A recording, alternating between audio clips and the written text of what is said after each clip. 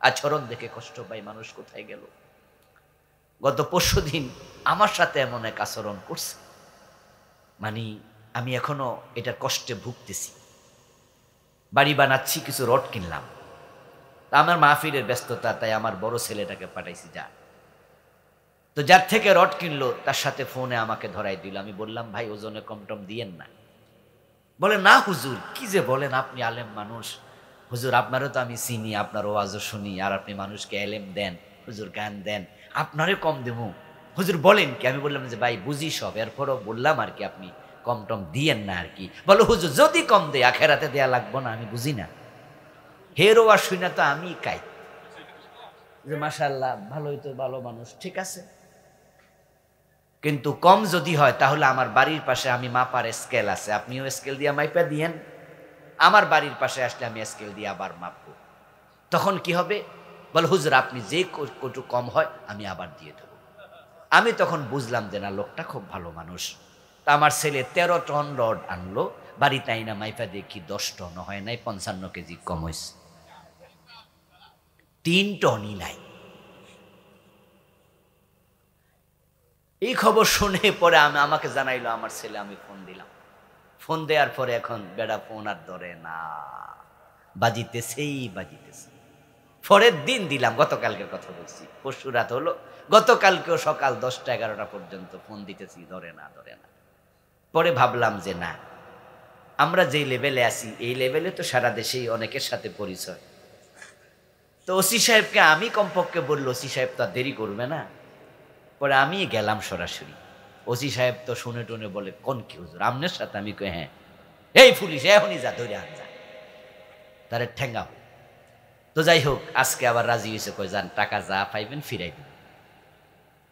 তখন আমি বললাম যে আল্লাহর বান্দা, তোমরা দেখো আমাদের সাথেই আচরণ, তো এই জাতীয় যারা যাইতে পারে না, পুলিশ পর্যন্ত ধরতে পারে না, আবার পুলিশের কাছে গেলে পুলিশ আবার উল্টা ঘোষায়, এমন ঘটনাও আছে না নাই? তো এই জন্য কয় 3 টন রোডের দাম আর কত, যদি হিয়ানে যাওয়ার পরে হেরা আবার ধরে ভালো কইরা, তাইলে হিয়ানে আবার কত দেয়া লাগে কোয়া যায় না। সারাটা দেশ সব জায়গাতে চলছে 2 নাম্বারই। এখন এই 2 নাম্বার লোকের জিজ্ঞাসা করবেন বেহেশতে যাবেন, লইরা সইরা কব হুজুর কি কোন, এখনই চলেন, পারলে জিন্দা ঢুকে যায়। আদম আল্লাহর একটা কথা শুনেন, আল্লাহ আউট। আর আপনি ফাইল আটকায়া আটকায়া শুধু গোশ খাইতেছে, খাইতে খাইতে ফ্যাট এত মোটা করছে, ওরে বাবা রে বাবা, ফ্যাট চুলকাইতে পারে না, এমনি হাত দিয়া তারপরে কোটি কোটি টাকা ঘোষ খায়, এমন লোক আছে না নাই? দেশের টাকা বিদেশ পাঠায়, বাড়ি বানায়, গাড়ি করে। আপনাদের কিশোরগঞ্জে একজন আছে হাউন আঙ্কেল, নাম শুনছেন? উনি নাকি কত হাজার কোটি টাকার মালিক, পত্রিকায় দেখলাম 1000 কোটি টাকার উপরে। আমার দোস্ত এত টাকা পাইল কই? নিঃসন্দেহে গোশ খাইছে, ঠিক না? মানুষ ঠেকাইয়া খাইছে, ঠেকাইয়া। ওই সাহাবী একটা চুরি করেছে শুধু চাদর, রাসূল কয় আমি জাহান্নামে দেখেছি। আর আপনি কোটি টাকা গোশ খাইয়া জান্নাতের স্বপ্ন কেমনে দেখেন দোস্ত? প্রিয় নবীজি সাল্লাল্লাহু আলাইহি ওয়াসাল্লাম যুদ্ধের মাঠে কেউ একজন এসে রাসূলুল্লাহর কাছে বলতেছে, আল্লাহর নবী, ইয়া রাসূলুল্লাহ, আজকের যুদ্ধে সবচেয়ে বড় মুজাহিদ কে জানেন নাকি? রাসূল কয় কে? অমক। তার তলোয়ারের সামনে কোনো কাফের পড়তে দেরি, কাটতে দেরি নাই, আজকে কচুকাটা করছে, কাফেরদেরকে বীর বিক্রমে যুদ্ধ করছে। রাসূলুল্লাহ কয় শুনে রাখো, লোকটা জাহান্নামী। এই কথা শুনে হাদিসের রাবি বলেন, আমি তো আশ্চর্য হলাম, কি কয় রে, আজকে সবচেয়ে বড় মুজাহিদ, রাসূল কয় সে জাহান্নামী। কারণটা কি? সাহাবারা জানতেন রাসূল বানায়া কোনো কথা বলে না, যা বলে সব ওহী। আল্লাহ বলছেন মা ইয়ানতিকু আনিল হাওয়া ইন হুয়া ইল্লা ওয়াহয়ুন ইউহা। রাসূল তো বানায়া বলে না। আমি এবার ওই ব্যক্তির পিছু নিলাম, আমি এর শেষ দেখে ছাড়বো। কেন রাসূল তাকে জাহান্নামী বললেন? দেখলাম যুদ্ধ করতে করতে করতে এক পর্যায়ে লোকটা আহত হয়ে গেল। আহত হয়ে যাওয়ার পরে এবার লোকটা ওই রক্তক্ষরণের যন্ত্রণা সহ্য করতে পারছে না, তখন নিজের তলোয়ারের আগাটা নিজের বুকে লাগাইয়া দিল, বাঁটটা মাটিতে দিয়া তলোয়ারের উপরে ঝাঁপাইয়া পড়ল, পিঠ দিয়া তলোয়ার বেরিয়ে গেল, আত্মহত্যা করে জাহান্নামী হলো। এই দৃশ্য দেখে আমি দৌড়াইয়া আসলাম, ইয়া রাসূলুল্লাহ আশহাদু ইন্নাকা লা রাসূলুল্লাহ। ওই সাহাবী এসে বলে, আমি সাক্ষ্য দিচ্ছি নিশ্চয়ই আপনি আল্লাহর রাসূল।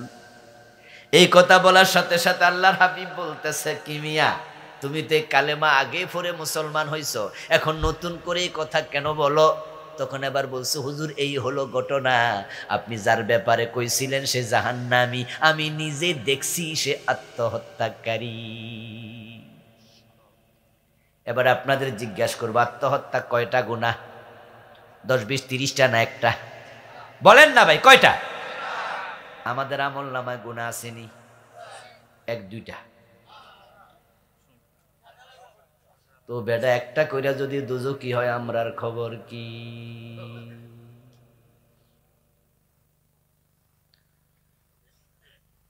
ও দোস্ত, রাসূলুল্লাহ সাল্লাল্লাহু আলাইহি ওয়াসাল্লাম মদিনার কবরস্থানের পাশ দিয়ে যাচ্ছেন হেঁটে। মাররান নবী সাল্লাল্লাহু আলাইহি ওয়াসাল্লাম বিকবরাইন জাদিদাইন, দুটা নতুন কবর। প্রিয় নবীর মুজিজা ছিল, তিনি মাটির উপরে দাঁড়ায়া কবরের শাস্তি দেখতে পেতেন। সুবহানাল্লাহ পড়েন। রাসূলুল্লাহর কিছু স্পেশালিটি ছিল, এই স্পেশালিটিগুলোর মাঝে একটা হচ্ছে তিনি মাটির উপরে থেকে জমিনের তলায় কি হচ্ছে দেখতেন। এই ক্ষমতা রাসূলকে কে দিয়েছে? জোরে বলেন, কে দিয়েছে? হ্যাঁ, এটা হুদহুদ পাখিরও ছিল, হুদহুদ পাখিরও ছিল। তো হুদহুদ ছোট্ট একটা পাখি, আল্লাহ তাকে দিতে পারলে রাসূলকে দিতে পারে না? হুদহুদ পাখির ক্ষমতা ছিল, সে আকাশে উড়ে জমিনের তলার পানি কোথায় দেখতে পেত। সুলাইমান আলাইহিস সালাম সূরা নামলে পড়বেন, সুলাইমান আলাইহিস সালাম যাচ্ছেন সফরে, তার সাথে অনেক লোক। মরুভূমিতে যাওয়ার পরে পানি দরকার, জিনদেরকে বললেন, এই জিনেরা পানি নিয়ে আসো। উনার জিন টিন সবাই তো কথা শুনতো, তো জিনেরা বলল, হুজুর পানি তো আমরা এখানে গর্ত করে আনতে পারি, দূর থেকে আনা কি দরকার? সুলাইমান আলাইহিস সালাম বলে যে গর্ত খোঁড়ো, কোন জায়গায় খুঁড়বা, খুঁড়া পানি বের করো। তখন বলছে, হুজুর হুদহুদ পাখিকে বলেন না পানি কোন জায়গায় তাড়াতাড়ি পাওয়া যাবে। পানির লেয়ার তো সব জায়গায় সমান না, কোথাও 200 ফিট গেলেও পাওয়া যায়, কোথায় 500 ফিটও পাওয়া যায় না, এমন আছে না? তো হুজুর পানির লেয়ারটা কোন জায়গায় তাড়াতাড়ি পামু, এখান দিয়ে আমাদের দেখাই দেখ হুদহুদ ফাকিরে কোন। তাহলে হে যদি কয় যে পানি এখান দিয়ে খোঁড়ো, তো আমরা জিনেরা 2-3 মিনিটে খুঁড়ালাম, এরপরে পানি সবাই এত লইয়া খাইব। সুলাইমান আলাইহিস সালাম দেখেন যে হুদহুদ নাই, কমালি লা আরাল হুদহুদাম কানা মিনাল গায়বিন, কোরআনের আয়াত। সুলাইমান আলাইহিস সালাম বলে, কি হলো, হুদহুদ কই রে, হুদহুদ কই? হুদহুদ তো নাই, ছিল কিন্তু নাই। সুলাইমান আলাইহিস সালাম রেগে গেছে, কি ছুটি না নিয়ে আসে কোথায় গেছে, আসুক, আসলে তার খবর আছে। পরে হযরত সুলাইমানকে হুদহুদ পাখি এসে বলল, হুজুর আমি গেছিলাম এই সামান্য কামে, কিন্তু যাইয়া দেখি অমুক জায়গায় একদল লোক, তাদের একজন নেত্রী হলো মহিলা, তারা সবাই মিলে সূর্যের পূজা করে। নাউজুবিল্লাহ পড়েন। রানী বিলকিসের কাহিনী শোনাল। তখন সুলাইমান নবী কইছে, যা তোরে মাফ করলাম আপাতত। তাহলে হুদহুদ পাখি আকাশ থেকে তাকায়া জমিনের নিচে কোথায় পানি আছে সেটা টের পায়। ওই ছোট্ট পাখিরে যদি এই গুণ আল্লাহ দিতে পারে, জমিনের উপরে থেকে মাটির নিচে দেখার ক্ষমতা আল্লাহ রাসূলকে দেয়ার সেই ক্ষমতা আল্লাহর আছে না নাই? প্রিয় নবী সাল্লাল্লাহু আলাইহি সাল্লাম কবরের উপর দাঁড়ায়া তিনি বলতেছেন, ইন্নাহুমা লা ইউআযাবান, এই দুই কবরওয়ালার আযাব চলতেছে। এরপরে প্রিয় নবীজি বলতেছেন, শোনো কেন আযাব চলে। আম্মা আহাদুহুমা ইয়ামশি বিন নামিমা ওয়া আম্মাল আখার লা ইস্তাতিরু আম বাউলিহি। দুই কবরে আযাব চলার কারণ, এই কবরওয়ালা এবার একজনের কথা আরেকজনের কাছে লাগাইয়া সমাজে বিশৃঙ্খলা তৈরি করত, সে ছিল ছোগলখোর। এই জন্য আল্লাহ তার কবরে শাস্তি দিচ্ছে। আর এই কবরওয়ালা হলো প্রস্রাব করার পরে ভালো কইরা পরিষ্কার হতো না, প্রস্রাব কইরা টিস্যু ইউজ করে না, পানিও ইউজ করে না, ঢিলা কুলুক নেয় না, প্রস্রাব কইরা লারা মারা দিয়া খারাইয়া যায়, এমন লোক আসেনি? পরে দেয়া যায় ফাইজমা ভিজা গেছে অর্ধেক। প্রস্রাব করার পরে কুলুক নেয় না, ঢিলা নেয় না। রাসূল বলতেছেন সে লোকটা প্রস্রাব করার পরে পবিত্র হতো না, তাই কবরে শাস্তি। দেখুন দুইজন লোক, দুইজনের দুটি অপরাধের শাস্তি। ঠিক আমরাও মানুষের পেছ লাগানোর জন্য কথা লাগাইয়া দেই, পিছনে পেছনে গীবত শেকায়াত করি। এ জাতীয় চরিত্র যদি আমাদের থাকে, তার কবরে আযাব হলে আপনার খবর কি? এই জন্য কবিরা গুনার ব্যাপারে সতর্ক হবেন, সাবধান হবেন। ওয়াজ যতটুকু শুনাইলাম ভয় পাওয়াইয়া দিছি, আমি জানি মনে মনে কইতাছে তা হইলে তো আর বেহেশত, উপায় নাই। তবে দোস্ত শুনুন, আল্লাহ জানে মানুষ কিছু ভুল করে ফেলবে। আদম ভুল করছে, আমরা কি আদমের সন্তান নই? কথা বলে না কেন ভাইয়েরা? আমরা আদমের সন্তান নই, তো বাপে যদি এ কাম করে ফোলারা করবো না? এই জন্য আল্লাহ তাআলা তাওবার একটা দরজা বানাইছে আদম বানানেরও আগে। আল্লাহ বলে ইয়া কুল ইয়া ইবাদিয়াল্লাযীনা আসরাফু আলা আনফুসিহিম লা তাকনাতু মির রাহমাতিল্লাহ। ও গুনাহগার বান্দারা, জানি আমি আল্লাহ তোমরা অনেক গুনাহ করে ফেলেছো, তবে আমার রহমত থেকে হতাশ হইও না। তুবু ইলাল্লাহি তাওবাতান নাসুহা আসা রাব্বুকুম আন ইউকাফফিরা আনকুম সাইয়্যাতিকুম। আল্লাহ বলছে আমার বান্দারা তাওবা করো, তাওবা করলে যত গুনাহ আছে সব আমি একসাথে ক্ষমা করে দেব।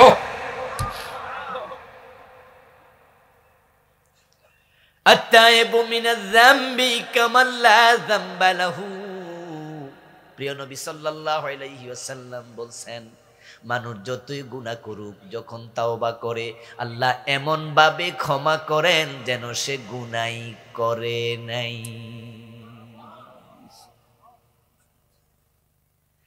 তাওবাকারী হন, ফিরে আসেন, আল্লাহকে স্মরণ করুন, অপরাধগুলো ছেড়ে দেন, ভালো কাজ করুন। কিছু কিছু ভালো কাজ আছে, সামাজিক কাজ, পরোপকার, বাবা বার খেদমত, আল্লাহর দ্বীন কায়েমের চেষ্টা, আল্লাহর পথে জিহাদ, মুজাহাদা, তাহাজ্জুদ, জিকির, আজকার, কোরআন তেলাওয়াত। আপনার ভালো কিছু আমল আছে যেগুলো আল্লাহ পছন্দ করে ফেলতে পারে। আল্লাহকে বারবার বলবেন যে আল্লাহ আমি গুনাহগার, মাফ করো। আল্লাহ আমার এই আমলটা তুমি কবুল করো। আল্লাহ তোমাকে আমি বড্ড ভালোবাসি। আল্লাহ তোমার দ্বীনের জন্য আমি জীবন দিতে রাজি আছি। এই মনটা ভালো করে ফেলবেন। গুনার পরেও আল্লাহর এমন কিছু বান্দা আছে যাদের অন্তরের দিকে তাকাইয়া আল্লাহ এমন আচরণ করবেন। প্রিয় নবীজি বলেন হাসরের দিন কিছু আল্লাহর বান্দার অনেক গুনাহ আমল নামায় থাকার পরও আল্লাহ তাদেরকে একান্তে ডেকে হিসাব নেবেন। সব মানুষের সামনে আমল নামার হিসাব নেবেন না, তাদেরকে ডেকে রহমতের একটা চাদর দিয়া আল্লাহ ঘুরে ফেলবেন, অন্যরা তাদেরকে দেখবেই না। নবীজি সাল্লাল্লাহু আলাইহি ওয়াসাল্লাম বলতেছেন রহমতের চাদর দিয়ে ঢেকে তারপর আল্লাহ তাকে এবার বলবে, ও বান্দা অমুক দিন অমুক গুনাহ করছো, মনে আসেনি? বলবে হ্যাঁ। অমুক গুনাহ করছো, মনে আসেনি? বলবে হ্যাঁ। আল্লাহ গুনাহগুলো স্মরণ করাতে থাকবেন, আর আল্লাহর এই বান্দা মনে মনে ভাববে শার্সেরে ধরা তো খাইয়াই গেছি, উপায় নাই। আল্লাহ যে শুধু গুনার কথা মনে করাচ্ছে, সে মনে করবে সে ধ্বংস হয়ে গেছে, জাহান্নামী হয়ে গেছে। তখন আল্লাহ তাকে বলবেন, বান্দা তোমার এই গুনাহগুলো দুনিয়ায় গোপন রেখেছিলাম, আজকেও গোপনে ক্ষমা করে দিলাম।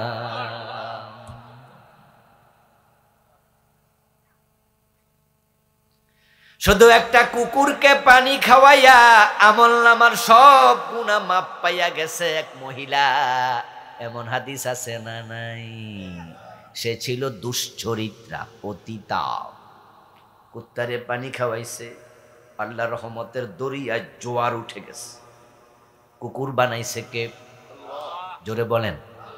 কুকুর আল্লাহর পরিবারের সদস্য। আল খালকু কুল্লুহুম ইয়ালুল্লাহ, সকল মাখলুক আল্লাহর পরিবারের সদস্য। কুকুরকে আল্লাহ জিকির করে না? সাব্বাহা লিল্লাহি মা ফিস সামাওয়াতি ওয়া মা ফিল আরদ, ইউসাব্বিহু লাহু মান ফিস সামাওয়াতি ওয়া মান ফিল আরদ ওয়া ইন মিন শাইইন ইল্লা ইউসাব্বিহু বিহামদিহি ওয়ালাকিন লা তাফকাহুনা তাসবিহাহুম। আপনার পায়ের জুতা, মাথার টুপি, হাতের ঘড়ি, পকেটের মানি ব্যাগ, এই যে পানির বোতল, পানি, এই মাইকের মাউথপিস, সকল মাখলুক নিজের ভাষায় আল্লাহর তাসবিহ পড়ছে।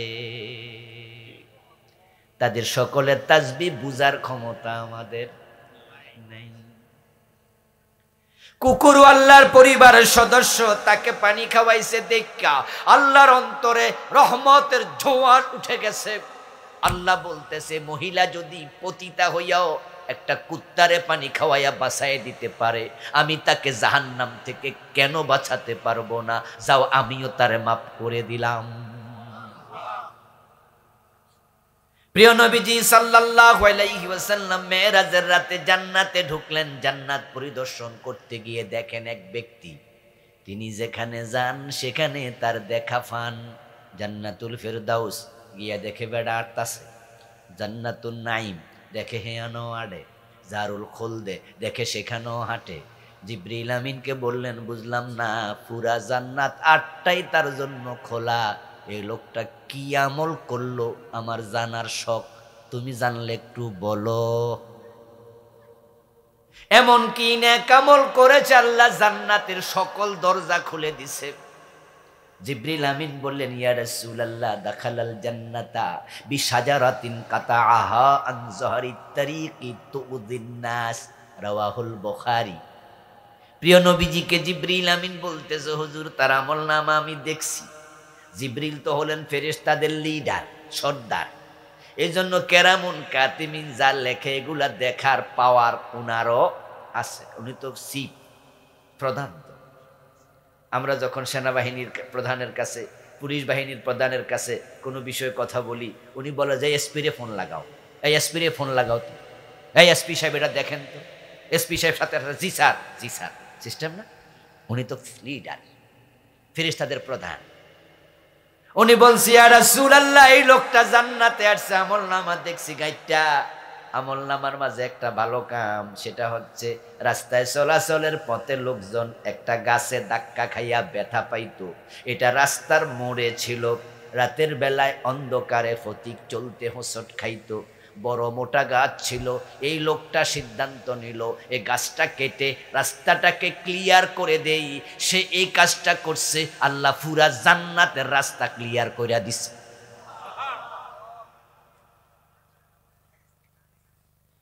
এই জন্য আমরা অতি আশাবাদীও হব না, আবার আমরা হতাশও হব না।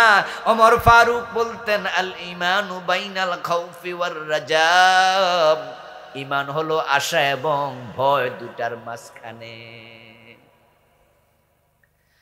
কিন্তু বাংলাদেশের লোকেরা আশাই বেশি করে, এই জন্য রহমান রহিম এই নামগুলো এত বেশি মুখস্থ করছে, শুনছে। আল্লাহ যে আবার কাহার, এটা অনেকে ভুলেই গেছে। যদি আল্লাহর কাহার নাম মানুষ না ভুলতো, গত 15 বছরে ইসলাম ওয়ালাদের উপরে জালেমরা এত জুলুম করতো না। আল্লাহ যে কাহার, জব্বার, আজিজুন যুনতিকাম, এই নামগুলো মানুষ ভুলে গেছে। কিন্তু আল্লাহ তাআলা বলেন যে না, আমি রহমান যেমন কাহার তেমন। যখন রহমত দেই 100 খুন করছে এমন লোকেরও আল্লাহ জান্নাত দিছে, হাদিস আছে না? আবার শুধু ওই যে একটা মাল চুরি করছে চাদর, এর শাহাদাতও কবুল করেন, জাহান্নামে দিয়ে দিছে। দেখুন, আপনি এবং আমি চিন্তা করা উচিত, জানি না তো আল্লাহ কি আচরণ করে। আল্লাহরে কি আপনি এই কথা বলার সাহস আছে যে আল্লাহ বেডা 100 খুন কইরা জান্নাত পাইলে, আমি তো খুন একটাও করি নাই, আমারে তো আরো আগে দিবে, এই কথা কইতে পারবেন? ইন্নাহু মান নাকাশা হালাকা আল্লাহ কাহ্হার সূরত ধারণ করে যেদিন প্রকাশিত হবেন, সেদিন আল্লাহর নবীরা পর্যন্ত নাফসি ইয়া নাফসি বলে চিৎকার দেয়া শুরু করবে। কারণ তারা জানে আল্লাহ আজকে যাকে ধরে তাকে ছুটানোর ক্ষমতা কারো নেই। এই জন্য রহমতের প্রত্যাশী হবেন। যেই কবিরা গুনাহগুলো আমরা সমাজে বেশি করি, ওই কবিরা গুনাহ আজ থেকে আমরা ছেড়ে দেব। এখন কবিরা গুনাহ কোনগুলো? ইমাম আয-যাহাবীর লেখা একটা বই আছে, বইটা পড়বেন। যারা বাংলা পড়তে পারেন সবাই পড়বেন, আমি নাম বলে যাই, সংগ্রহ করবেন। বইয়ের নাম আরবিতে আল কাবায়ের, বাংলা অনুবাদ হয়েছে কবিরা গুনাহ, লিখেছেন ইমাম আয-যাহাবী। ওই বইতে তিনি কবিরা গুনাহ লিখছেন ৭০টা। আপনাদের বাড়ির পাশে বইয়ের লাইব্রেরিতে গিয়ে বলবেন যে এই কবিরা গুনাহ একটা বই আছে, বলে এই বইটা একটু আইনা দেন তো। 2 দিন 5 দিন সময় দেন, 10 দিন সময় দেন, লাইব্রেরিওয়ালা ঢাকা থেকে নিয়ে আসবে। আর যারা অনলাইনে বই কিনতে পারেন, অনলাইন চালান, তারা রকমারিতে যাবেন, অনলাইনে পেয়ে যাবেন। বিভিন্ন অনলাইনের এখন অ্যাপ আছে, ওই অ্যাপে ঢুকবেন, অর্ডার দেবেন, আপনার বাড়িতে ঢাকা থেকে পাঠিয়ে দেবে কুরিয়ারে করে। বইটার নাম হলো কবিরা গুনাহ, ৭০টা আছে, পড়বেন। ছাত্র জীবনে পড়েছি। আচ্ছা, এই বইটা পড়ছেন এমন লোক তো এখানেও থাকার কথা 2-4 জন আসেননি দেখি? ওই যে পড়েছে অনেকে, পড়বেন আপনারা। কারণ যদি আপনি না চিনেন বাঁচবেন কেমনে? ওয়াকলুর রিবা, সুদ খাইও না, সুদ খাইও না। রাসূল বলছে সুদ ছেড়ে দাও। সুদ নিয়ে কিছু কথা বলে ফেলেছি, আজকে আর এই বিষয়ে বলবো না। যারা সুদে টাকা লাগানো আছে, আজকে থেমে যান, সিদ্ধান্ত নিয়ে বাড়ি যান, আজ থেকে আর সুদ খাবো না। আল্লাহ তৌফিক দান করুক, আমিন বলেন ভাইয়েরা। সুদ খাবেন না, সুদ আনবেন না, সুদে সাক্ষী হবেন না, সুদি লেনদেন করবেন না, সুদ লিখবেন না। লাআনা রাসূলুল্লাহ সাল্লাল্লাহু আলাইহি ওয়াসাল্লাম আকিলার রিবা ওয়া মুকিলাহু ওয়া শাহিদাইহি ওয়া কাতিবাহু ওয়া ক্বালাহুম সাওয়াউন। যে সুদ খায়, যে সুদ দেয়, যে সুদ লিখে, যে সুদের সাক্ষী থাকে, প্রিয় নবীজি বলেন সবগুলা সমান অপরাধী, তাদের উপর আল্লাহর লানত, আল্লাহর লানত। কম খাবেন, হারাম খাবেন না, কম খাবেন। হালাল টাকা যদি কোটি কোটি টাকা আসে, ওসমানের মতো ধনী হয়ে যান, অসুবিধা নেই। আর হালাল টাকা আসবে না, না খায়া থাকেন, উপাস থাকেন। ইসলাম রোজা রাখতে শিখাইছে, আপনাকে ট্রেনিং দিছে। 1 মাস রোজা রাখো, প্রয়োজনে অন্য মাসে উপাস থাকো। কেন আপনার পাজার জিপ লাগবে? সাইকেল কি এনাফ নয়? রিক্সা কি এনাফ নয়? পায়ে হেঁটে অফিসে যান, পাজার জিপে চলবেন। আর হালাল টাকা আসবে, বিমান কিনবেন, ইসলাম নিষেধ করবে না। মনে মনে বলবেন হুজুর আমরা গরিবেরা গরিব থাকতাম, এটাই বুঝি ওয়াজ। আমি বলবো দোস্ত, প্রিয় নবীজি বলেছেন যদি তুমি গরিব থাকো, আল্লাহ তোমাকে না দেয়, কি করা যাবে? আল্লাহর বন্টন এটা, তুমি ধৈর্য ধরো, হালাল হিসাবে যতটুকু পাও খাও, আল্লাহ ধনীদের 500 বছর আগে তোমাকে জান্নাত দেবে।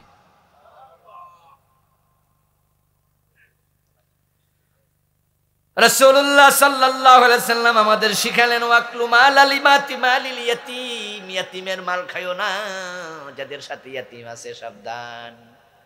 ইয়াতীমের মাল খাওয়াকে কোরআনে আল্লাহ বলছে পেটে আগুন ঢুকানোর মতো। মা বাবার অবাধ্য হবেন না। এই যুবক, বউয়ের কথা শুনে মাকে গালি দেয়, এমন জালেম আছে না নাই? বাবারে বকা দেয়। শোনো, মা বাবার অবাধ্য সন্তান আল্লাহর কাছে দুশ্মন, আল্লাহর বড় পছন্দনীয় লোক। এবং যে সন্তানের উপরে তার মা বাবা নারাজ, ওই সন্তান যত ইবাদত করুক আল্লাহ রাজি আর হয় না। বরং মা বাবা এমন 2 জন মানুষ, তারা বদদোয়া দিলে বদদোয়া আল্লাহ ফেরায় না। খুব সাবধান, খুব সেন্সিটিভ জায়গা। আমি আপনারা যদি বদদোয়া দিই, আল্লাহ তাকাবেন যে হুজুর বদদোয়াটা কেন দিছে, কোনো বেয়াদবি করছেনি? আল্লাহ তাকায় দেখলো না, বদদোয়া বাদ। পীর সাহেব হুজুর আপনারে বদদোয়া দিল, এলাকার বড় মসজিদের খতিব বদদোয়া দিল, আল্লাহ তাকায় দেখবে বদদোয়া কেন দিছে, কোনো অন্যায় করে নাই, ফিরের বদদোয়া বাদ, আল্লাহ নেবে না। কিন্তু যদি মা বদদোয়া দেয়, বাবা বদদোয়া দেয়, কেন দিছে আল্লাহ তাকাইয়াও দেখে না। খুব জটিল জায়গা এটা, খুব মারাত্মক জায়গা। বনী ইসরাইল একজন ব্যক্তি ছিল, আল্লাহওয়ালা ছিল, আল্লাহওয়ালা, অনেক বুজুর্গ মানুষ। ওনার নাম হলো জুরাইজ। ও আজ কিছু বাড়িতে নিয়েন, শব্দ মুখস্থ করেন। একজন ভালো মানুষের নাম মুখস্থ করে দিলাম, জুরাইজ। কি নাম? আল্লাহর বড় প্রিয় বান্দা জুরাইজ। ইবাদতের ঘর আছে, নফল নামাজের জন্য ঘরের দরজা লাগাইয়া নফল নামাজ পড়ে জিকির আজকার করে। রাসূলুল্লাহ বলছেন ওই জুরাইজের মা তার কোন প্রয়োজনে গেছে, যে বলছে জুরাইজ রে বাবা তোর সাথে কাম আছে, কথা আছে, একটু বাইরো। জুরাইজ তখন নামাজে মনে মনে বলতেছে আল্লাহ আমার নামাজ আমার মা, আমার নামাজ আমার মা। এর মানে আল্লাহ নামাজটা সারি কেমনে? ঠিক আছে নামাজটা পড়ি। সালাম ফিরাইছে, সালাম ফিরাই দেখে মা নাই, অথবা এর মাঝে মা 2-3 বার ডাক দিয়া চলে গেছে, মা নাই। তবে যাওয়ার সময় মা বদদোয়া দিয়া গেছে, জুরাইজ রে কথা শোনস না, ঘরের দরজা লাগাইয়া শুয়ে রইছত, বইয়া রইছত, তুই যেন কোনো পাপিষ্ঠা নারী, পতিতা নারীর চেহারা না দেখে তোর মৃত্যু না হয়। একটা ফাও ফাও বদদোয়া দিয়ে দিল। জুরাইজ যে ঘরের ভিতরে নামাজে দাঁড়ানো, মা দেখে নাই, কিন্তু যে আল্লাহ বদদোয়া কবুল করছে আল্লাহ কি দেখে নাই? আচ্ছা আল্লাহ তো বদদোয়া এটা কবুল না করলেও পারত, যে জোরাইজে তো দোষ নাই, বেড়া তো নামাজে, কিন্তু বদদোয়ার সাথে সাথে কবুল। রাসূল সাল্লাল্লাহু আলাইহি ওয়াসাল্লাম বলেন যে ওই এলাকায় একটা চরিত্রহীন মেয়ে ছিল, অবিবাহিতা। ওই মেয়ে গর্ভবতী, বাচ্চা হইছে। এলাকার লোকেরা মেয়েটারে ধরছে, এই তোর তো বিয়া হয় নাই, বাচ্চা আসলো কোত্থেকে, কার সাথে জানা করছ? মেয়েটা কইয়া দে জোরাইজের সাথে। এলাকার লোকেরা কয় তাই বুঝি বেটা সুফিগিরি করে, তলে তলে এসব করে। দৌড় মারছে, যাইয়া তার যে ইবাদত খানা ছিল পুরাটা ভেঙে লাইছে, আর কলারের দইটা টানতে শুরু করছে। জোরাইজ বলতেছে এই কি হলো কি হলো? কয় কি হলো? সামনে যাও টের পাইবা, বিতে বিতে কত কিছু করো। জোরাইজকে টানতে টানতে মেয়েটার সামনে নিল, মেয়েটা বাচ্চা কোলে নিয়ে বসে আছে। তখন লোকেরা বলতেছে এই মেয়ে, এই সেই জোরাইজ? মেয়ে কয় হ্যাঁ হ্যাঁ উনি। জুরাইজ বলতেছে কি ঘটনা, কিচ্ছু বুঝলাম না। লোকেরা বলতেছে এ মেয়ের সাথে তুমি জানা করছো, বাচ্চা হইছে, ভিতরে ভিতরে তুমি এসব করো, উপরে উপরে সুফিগিরি। জুরাইজ বলতেছে কয় কি রে, মেয়েরে তো আমি চিনিও না। এটা কি ঘটনা ঘটে গেল জোরাইজের জীবনে? জোরাইজ বুঝলোই না।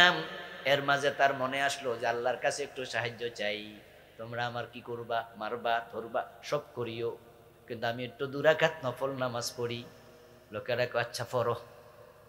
নফল নামাজে গিয়ে সেজদায় বলে আল্লাহ তুমি সত্য প্রকাশিত করে দাও।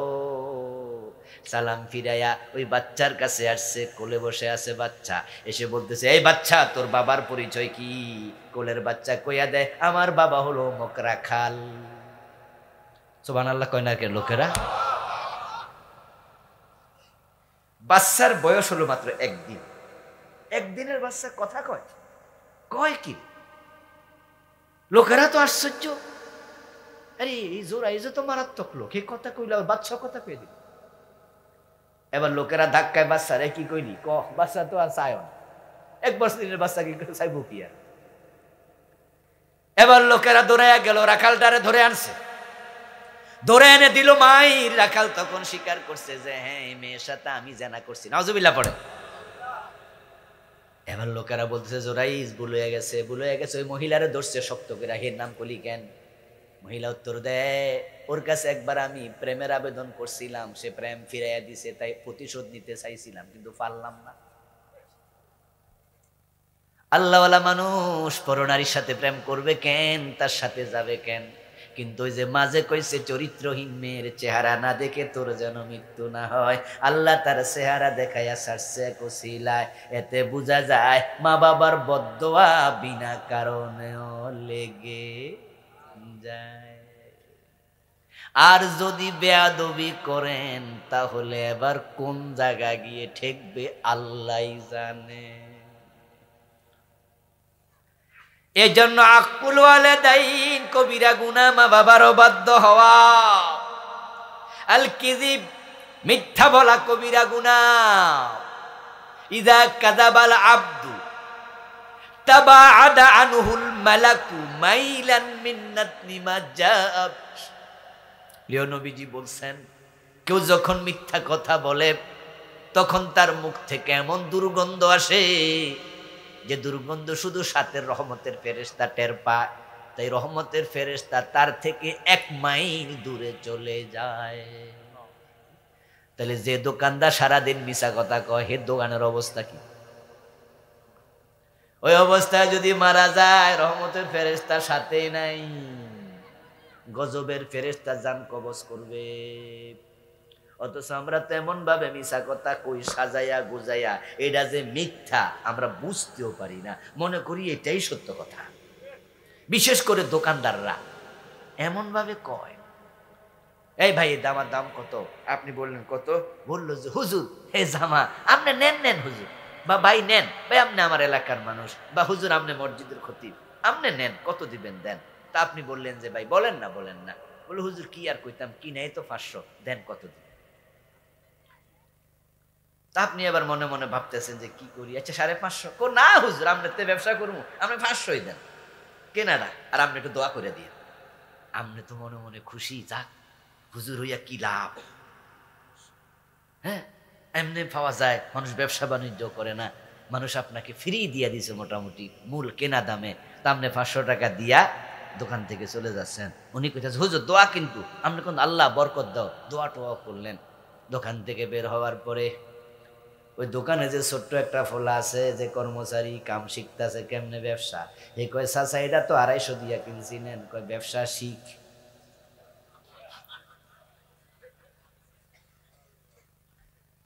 কইটা তো 250 টাকা কিনা, আমরা যে 500 করে, মানে ব্যবসা শিখবে না।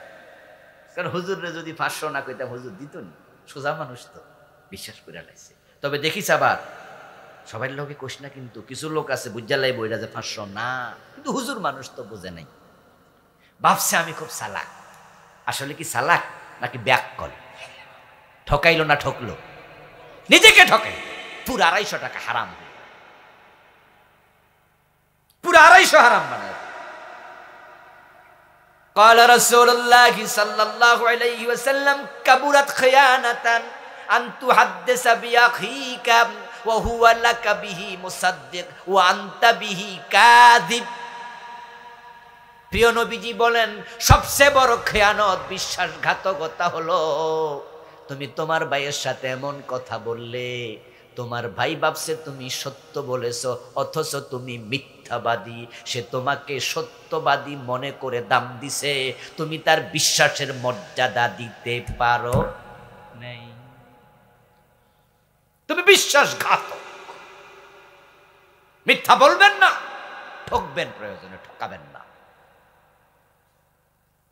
গীবত করা কবিরা গুনাহ, গীবত করবেন না। গীবত ওয়াশাদ্দু মিনাজ জিনা, গীবত জেনার চেয়ে জঘন্য। আমাদের এলাকায় গীবত আসেনি? আছে, মানে এর চেয়ে মজাদার কোনো খাবার নাই যেটা আমরা নিয়মিতই খাই। নাউজুবিল্লাহ।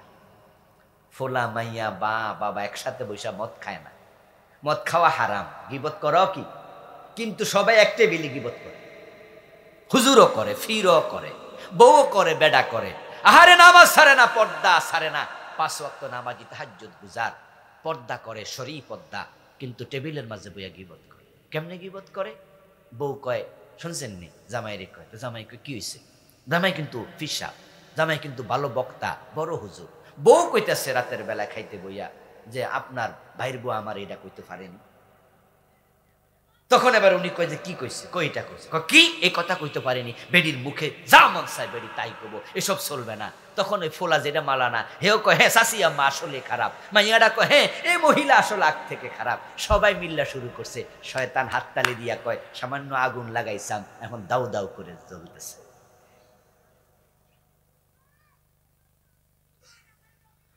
আল গীবাতু আশাদ্দু মিনাজ জিনা, রাসূল বলে গীবত জিনার চেয়ে জঘন্য। قال رسول الله صلى الله عليه وسلم تدرون كيف الغيبة أشد من الزنا। ও আমার সাহাবারা, গীবত কেমনে জিনার চেয়ে জঘন্য বুঝো নাকি? সাহাবারা কয় না হুজুর বুঝলাম না। গীবত জেনার সে মারাত্মক কেমনে? রাসূল বলে শোনো, ইন্নাল আবদা লায়াজনি, ব্যক্তি জিনা করে, সুম্মা ইয়াতুবুল্লাহ, তারপর তাওবা করে আল্লাহর কাছে, ফায়াতুবু আলাই, আল্লাহ তাওবা করলে জেনার গুনাহ মাফ করে দেয়। কিন্তু ইন্না সাহিবাল গীবা লা ইউগফারু লাহা হাত্তা ইয়াগফিরাহা লাহু সাহিবুহু, গীবত যদি করে তাহলে যার গীবত করছে সে ক্ষমা না করলে আল্লাহ ক্ষমা করে না। আচ্ছা, আমরা মাঝে মাঝে মরা মানুষের তো গীবত করে নেয় নাকি? যে এর কাছে মাফ চাইবেন কি আমরা দেখা হইব না? কি বিপদ! আর শেখ হাসিনার যে গীবতটা আমরা করি, খালেদা জিয়ার করি, আচ্ছা মাফ চাইতে যাইতে পারবো নি? হে ঘরে ঢুকতে দিব নি? তো হের গীবত করলে তো আরো মুসিবত। গীবত যদি আমার বাপের করতাম, মায়ের করতাম, তাহলে মা বাবারে কাছে পাওয়া যায়, মাফ চাইলে মাফও চাইতাম, ইজি হইতো, আপন ভাইটাই করতাম। কিন্তু আমরা তো গীবতটা করি অন্য মানুষের, যার কাছে লজ্জা শরমে মাফও চাই না। অথচ গীবত করলে, সে মাফ না করলে আল্লাহ, মদ খাইলে আল্লাহ মাফ করবে, তওবা করবে, গীবত করলে মাফ নাই। এক সাহাবী বলে, ইয়া রাসূলুল্লাহ মাল গীবাহ, গীবতটা কি? কালা যিকরুকা আখাকা বিমা ইয়াকরাহু, রাসূল বলে গীবত হলো তোমার ভাইয়ের পিছনে এমন কথা বললা যেটা শুনলে সে অপছন্দ করবে। এমন কথা আমার ব্যাপারে বললেন যেটা আমি পছন্দ করি না, আমার পিছনে বললেন। এবার সাহাবী বলে, ইন কানা ফিহি মাকুল, আমি যা বলেছি এটা সত্য, এই কামটা হুজুর করছে তাই বলছি। রাসূল বলে, পিছনে কইলা কেন? এটা সামনে কইতা। তার পছন্দের কথা পিছনে কইলা কেন? যদি সে তা করে, ওয়াইন কানা ফিহি মা তাকুল ফাকাদ ইগতাবতাহু ওয়া ইন লাম ইয়াকুন ফিহি ফাকাদ বাহাত্তা, যেই কথা তার পিছনে বলছো সেটা যদি সে করেই তাহলে পিছনে বলাতে হলো গীবত, আর যদি সে না করে তাহলে হলো বহতান, অপবাদ, এটা আরো বড় গুনাহ। এজন্য আমরা অন্যের পিছনে কথা বলবো না। তবে হ্যাঁ, কিছু কিছু লোকের গীবত করা জায়েজ। সারা হচ্ছে ফেরাউন, নমরুদ, হামান, সাদ্দাদ, ওদের বিরুদ্ধে আমরা কথা বলি না নাম ধইরা ধইরা? ঠিক সমাজে যদি যারা এমন কিছু লোক আছে ক্ষতি করে ফেলে সমাজের, সাবেক প্রধানমন্ত্রীর কথা আমরা বলি, উনি এটা করছে ওইটা করছে, এগুলা কেন বলি? জাতিকে সতর্ক করার জন্য। যারা এই মানের, যার দ্বারা জাতির ক্ষতি হয়, তার ব্যাপারে সতর্ক করলে গীবত হবে না। কিন্তু ব্যক্তি পর্যায়ের আক্রমণ করলে গীবত হয়ে যাবে। আবু লাহাবের বিরুদ্ধে কোরআন শরীফে সূরা আছে না? গীবত হইতেছে, কারণ সে রাসূলের এমন ক্ষতি করছে যেটা আল্লাহ নিজে বলেছে। ফেরাউনের বিরুদ্ধে আমরা কথা বলি, এগুলো জায়েজ, কিন্তু ব্যক্তি পর্যায়ে করবেন না। আমার প্রিয় ভাইয়েরা, আজকে আর সামনে যেতে চাই না, রাত অনেক হয়েছে। আল্লাহ তাআলা যাবতীয় কবিরা গুনাহ থেকে আমাদের বেঁচে থাকার তৌফিক দিন, সবাই বলি আমিন। প্রিয় ভাইয়েরা, একটি ছোট্ট প্রশ্ন। বর্তমান সমাজে একটি বিষয় হলো ধানের উপর টাকা লাগানো, এটা কতটুকু শরীয়ত সম্মত? এটা আমি বুঝি না, একটু ব্যাখ্যা করতে হবে। ধানের উপর টাকা লাগায় কিভাবে? কে বলবেন? জানেন নাকি আপনারা কিছু কেমনে লাগায়? কে প্রশ্ন করছে? ধানের উপর টাকা লাগায় কিভাবে লাগায়? আমি জানি না, তো উত্তর দেবো কেমনে? 1 লাখ টাকা হাওলাত দিল, তারপরে সে পরে 1 লাখ টাকাও দেবে, আবার 5 মণ ধান দেবে, সুদ। 1 লাখ টাকা যদি আপনি দেন তাহলে আপনি 30 মণ ধান পাবেন। টাকা দিতে পারবো না, ধান দেব, তাহলে জায়েজ। কিন্তু টাকায় টাকাও দেব, আবার ধানও দেব, তাহলে ধানটা কি হয়ে যাবে? সুদ। এটা নেওয়া যাবে না। মা বাবা থাকাকালীন স্বামী তার স্ত্রীর নামে কোরবানি দিতে পারবে? কোরবান ওয়াজিব যার হয় তার পক্ষ থেকে হবে। বউ ধনী, চাকরি করে, তাহলে বউর উপর কোরবানি ওয়াজিব হবে, তার পক্ষ থেকে দেবেন। এটা তো ইবাদত। এটা কি? বউ পয়সাওয়ালা, তার উপর হজ ফরজ, তাই বলে কি মা বাবা হজ করবে নাকি? এজন্য বউর পক্ষ থেকে কোরবানি দেয়া যাবে যদি বউয়ের উপর ওয়াজিব হয়। আর ওয়াজিব যদি না হয় তাহলে যে কারো পক্ষ থেকে দিতে কোনো অসুবিধা নেই। মসজিদের জায়গা পরিবর্তন করা হলো, এখন পূর্বের জায়গা সংরক্ষণ করব কিভাবে? ইমাম সাহেবের থাকার জায়গা বানানো যাবে কি? পূর্বের জায়গা সংরক্ষণ করার নিয়ম হলো সেটা এমনভাবে ব্যবহার করতে হবে সেখানে যেন কোনো নাজায়েজ কাজ সংগঠিত না হয়, যেমন প্রস্রাব করা, পায়খানা করা ইত্যাদি। সেখানে বসে তাস খেলা, জুয়া খেলা, সেখানে বসে পোলাপান গাঁজা মদ টানবে, অরক্ষিত, এটা হবে না। কিন্তু সেখানে যদি আপনি মক্তব বানাইয়া দেন, কারো থাকার ঘর বানাইয়া দেন, অসুবিধা নাই। ইমাম সাহেব থাকার জন্য হুজরা নরমালি মসজিদের ভিতরে জায়েজ, তো এখানে তো আরো বেশি জায়েজ, কোনো অসুবিধা নাই। আমরা সংক্ষেপে দোয়া করে বিদায় নিতে চাই। প্রিয় ভাইয়েরা, আমার লেখা মোট 8টি বই আছে, নতুন লিখেছি এবছর একটা, প্রিয় নবী যেমন ছিলেন।